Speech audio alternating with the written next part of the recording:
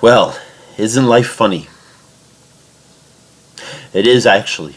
It really is funny. Here I am sitting at home enjoying a quiet evening with my family. We went out, we had a lovely dinner, went to the local Barnes & Noble. I made an arrangement with the proprietors of that particular franchise to carry all three of my books. News was good. Then the scum that fester at the bottom of the swamp that was once the New York Mercantile Exchange reared their ugly heads again. And I'm the bad guy. You're going to find attached to tonight's video an actual post by a man named Joe Curcio, and I'm saying his name because he's the one who posted it. Therefore, he put it on public record, where he clearly says on it that I should be fucking put on a spit and the fire should be lighted with the books that I can't sell. YouTube, I apologize for my use of language. It was only to express what was said. Now, this is all in regards to this. A Crude World. I thought that it had finally died down. The text messages had stopped. The hate mail had stopped. I had been banned from both pages again. And for all intents and purposes, I thought that, hey, look, now I can just focus on what's important. Starting up my business, Fantastic Dreams Books. Fantastic spelled with a K, Dreams spelled with a Z. One word, www.fantasticdreamsbooks.com. And I was basically enjoying my evening. I just bought the Blu-ray of the 6 Star Wars movies. I was sitting there with my family and enjoying it. As we speak, right now my phone is buzzing. My phone is buzzing because I'm getting text after text after text from people who I don't even know from the floor, who claim they worked on the floor, even though they're the ones who say that I'm the one who never worked there. These people are so afraid of this book, okay? Let me tell you a little something about myself. I started with nothing. I started in the mailroom. I worked my way up as a reporter, as a screen clerk, as a phone clerk. No, I was never a broker. I never claimed to have been a broker. I traded the account for the partners of a company that I was the floor manager for. But no, I never had that little plastic badge that made me the big shot. I didn't need a plastic badge to make money on the floor. Nobody did. It was a den of thieves. It still is a den of thieves, even if they aren't doing open outcry anymore. What, you think they can't steal anymore because it's on the computer? Of course they can. It's even easier now because now there's no due diligence. But it's driving them all crazy. All right? Some of them have even said, "Congratulations, Russell. I wish you nothing but the best. I wish I had thought of it first." What, you think I did this just for money? I did this to protect all of you. You ungrateful, miserable sons of bitches. You all bitched and moaned and cried and whined about the book The Asylum. You all said how she never worked on the floor, how she got it all wrong, how nothing she said was right. So what did I do? I wrote the truth. I wrote about the drug use. I wrote about the stealing. I wrote about the nightlife. I mentioned no names except my own. I admitted no one's drug use except my own. I didn't even sell out the name of the supplier who sold me my drugs. The only name I ever mentioned that sold drugs on the floor was my name. And I sold such a ridiculously small amount because I snorted more than I could ever sell anyway. You know the first rule of selling drugs. No one who does drugs ever makes money selling drugs. I was a good clerk. I was a very good clerk. I was in barrels, bars, and BTUs twice. Not many brokers could say that. Let me show you something here. This is from 1997. See there in the upper corner? Who is that on the cover? That would be me. Let's open this up. Let's talk about my resume a little bit here. For someone who never worked on the floor. This picture was taken on the floor of the American Stock Exchange after I had won the trading competition. Let's get this into focus. Who is that?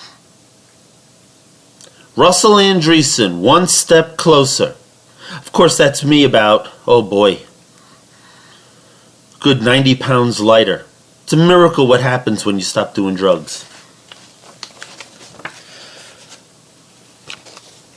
There is the date. 1997, December 1997. Financial Trader magazine.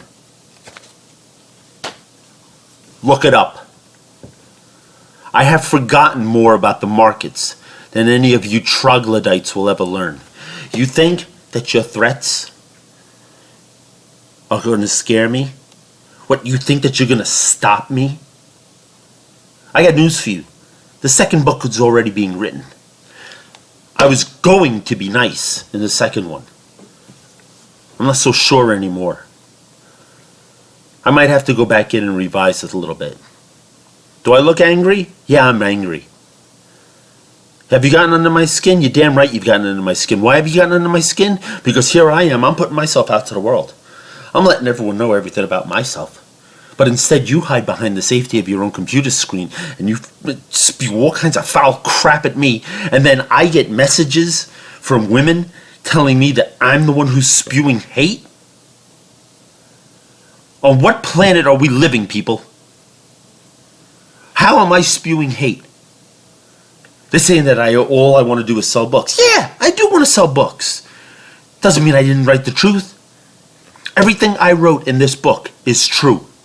Everything in this book is true. If it wasn't true, then how come I'm getting text messages from the wives of brokers who I worked with asking me who their husbands were sleeping with? Because they already suspected that their husbands were sleeping around and they wanted to know with who it was. And guess what I told them? Ask your husbands, because I'm still protecting you sons of bitches. That's why. But instead, you'd rather come after me. Fine, you want to come after me? Then keep coming after me. But at least have the decency to show yourself. So congratulations, Joe Curcio. I warned all of you in the last message that I did for A Crude World that the next person who issued a threat against me was going to get called out. And I am calling you out. And I am encouraging everyone who sees this message to go onto his page on Facebook. Joe, J-O-E, Curcio, C-U-R-C-I-O. Let him know that you read the book. Let him know how fascinating you found it. Ask him what he did. I don't know what he did. Did he do anything illegal? I don't know. Was he on the up and up? I don't know. According to them, I never worked on the floor. So what do I know from anything? And that's what's driving them all crazy. Because the fact is that they all know me. Every single one of them knows me. And every single one of them is so scared to death that I mention names. That I am somehow being vindictive and causing them a problem. It is what's called a guilty conscience. And the guilty conscience is what's destroying them right now. Their lack of foresight is what's put all of them out of work. For years, I was one of the people saying to them, don't let them go electronic. Where are they now? They're electronic. And what are they doing for a living? Some are used car salesmen. Some are yoga instructors. Some are life coaches. Yeah, life coaches. Great. You can take a lesson in being a life coach from a guy who worked in that environment. Really? In an environment where alcoholism was not only encouraged but expected. You're going to count on that person to be your life coach? You're going to count on a person who lives in his sister's basement now because he has absolutely no job skills to survive outside of the trading floor? What? You think that we were the minds of the system? We were not great minds. The ones who were smart got out. I got out when I realized that there was a sinking ship. I left in 2004. I was one of the lucky ones. I'm still here. I'm still alive. I'm still doing my thing. I've written 3 books that have been published. I have 2 more that are going to be published next year. I'm currently writing another 4. What have you accomplished since? Think about that. Until then, I encourage all of you who are seeing this. There it goes again. Wow, the phone just clicked again. I'm so glad I turned it off. Otherwise, you'd be hearing the whistling from, what is that? The Hunger Games. That's my little ringtone. You know, you'd be hearing that the entire video. No. Instead, buy a Crude World. Give me your feedback. You can go to fantasticdreamsbooks.com. One word. Remember, fantastic spelled with a K, dream spelled with a Z. You can see blogs, videos, book reviews. You can order books. I just added PayPal onto it. You can also order my other books, The Queen and I and Are You Kosher? Memoirs of a Jewish Vampire, which are 2 fictional dark comedies. And I will be giving updates as to a giveaway that will be beginning soon on Goodreads for 10 books signed by me, personalized.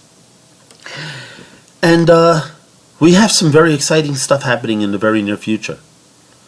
Until then, until the next time we speak, and to all of you out there who hate my guts, allow me to read the inscription to who I dedicated this book to.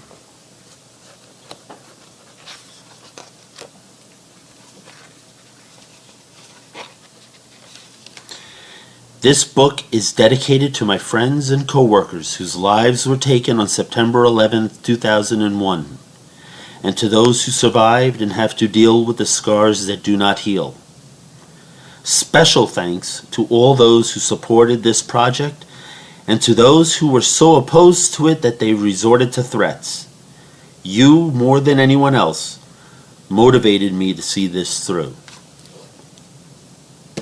Tell me, were truer words ever spoken? Good night, good luck, and God bless.